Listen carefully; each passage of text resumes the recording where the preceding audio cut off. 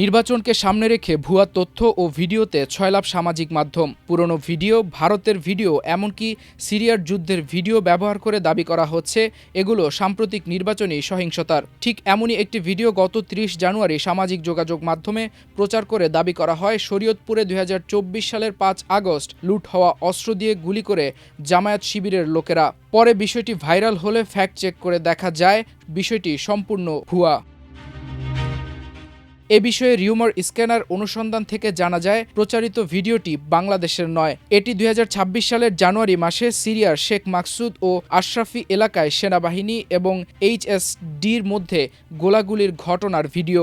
ইরাকীয় গণমাধ্যম চ্যানেল ৮ ইংলিশের ফেসবুক পেজে ২০২৬ সালের জানুয়ারি মাসে প্রকাশিত একটি ভিডিও শরীয়তপুরে লুট হওয়া অস্ত্র দিয়ে গুলি করে জামায়াত শিবিরের লোকেরা দাবি করে প্রচার করা হয়। চ্যানেল ৮ ইংলিশের প্রকাশিত ভিডিওর সাথে আলোচিত দাবিতে প্রচারিত ভিডিওটির মিল পাওয়া যায়। ওই অনুসন্ধান থেকে আরও জানা যায় প্রকাশিত ভিডিওটির ক্যাপশনে বলা হয়েছে, সিরিয়ার শেখ মাকসুদ ও আশরাফি এলাকায় সিরিয়ান সেনাবাহিনী ও সিরিয়ান সুন্নি ইসলামপন্থী বিদ্রোহী গোষ্ঠী এইচএসডির মধ্যে সরাসরি গোলাগুলির ঘটনা ঘটে। হামলার বিরুদ্ধে প্রতিরোধ গড়ে তুলতে সামনের সারিতে অবস্থান নিয়েছেন অভ্যন্তরীণ নিরাপত্তা বাহিনীর একজন সদস্য। এটি সেই ঘটনারই দৃশ্য। ইরাকের আরেক সংবাদ মাধ্যমে প্রকাশিত ভিডিও থেকে ঠিক একই ধরনের তথ্য পাওয়া যায়। এ থেকে নিশ্চিত হওয়া যায় যে প্রচারিত ভিডিওটি প্রকৃতপক্ষে সিরিয়ার এবং এর সাথে আলোচিত দাবির কোনো সম্পৃক্ততা নেই। সিরিয়ার ভিন্ন ঘটনার ভিডিওকে শরীয়তপুরে ২০২৪ সালের ৫ আগস্ট লুট হওয়া অস্ত্র দিয়ে জামাত শিবির কর্তৃক গুলি করার দৃশ্য দাবিতে প্রচার করা ভিডিওটি সম্পূর্ণ মিথ্যা।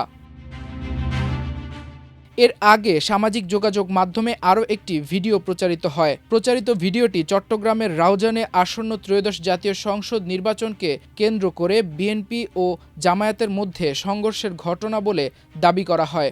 ভিডিওর ক্যাপশনে বলা হয়েছে, এইমাত্র চট্টগ্রামের রাউজানে বিএনপি বনাম জামায়াতের নির্বাচন উপলক্ষে টি-20 ম্যাচ শুরু হয়েছে। পরে অনুসন্ধানে জানা যায় ভিডিওটি সাম্প্রতিক সময়ের কোনো ঘটনা নয় এবং সংঘর্ষটি জামায়াত বিএনপির নয়। ঘটনাটি ২০২৪ সালের কুমিল্লার মেঘনায় বিএনপির দুই গ্রুপের মধ্যে সংঘর্ষের ঘটনা। ওই সময়েই ধারণ করা হয় এই ভিডিও।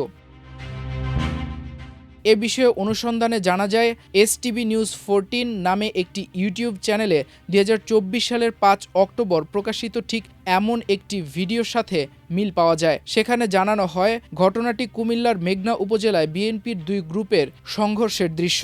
২০২৪ সালে ১ অক্টোবর উপজেলার বিআরটিসি মোড়ে কুমিল্লা বিভাগীয় সাংগঠনিক সম্পাদক সেলিম ভুঁইয়া গ্রুপ ও মেঘনা উপজেলা বিএনপির সাবেক আহ্বায়ক রমিজ উদ্দিন লন্ডনের গ্রুপের মধ্যে সংঘর্ষ ও ধাওয়া পাল্টা ধাওয়ার ঘটনা ঘটে।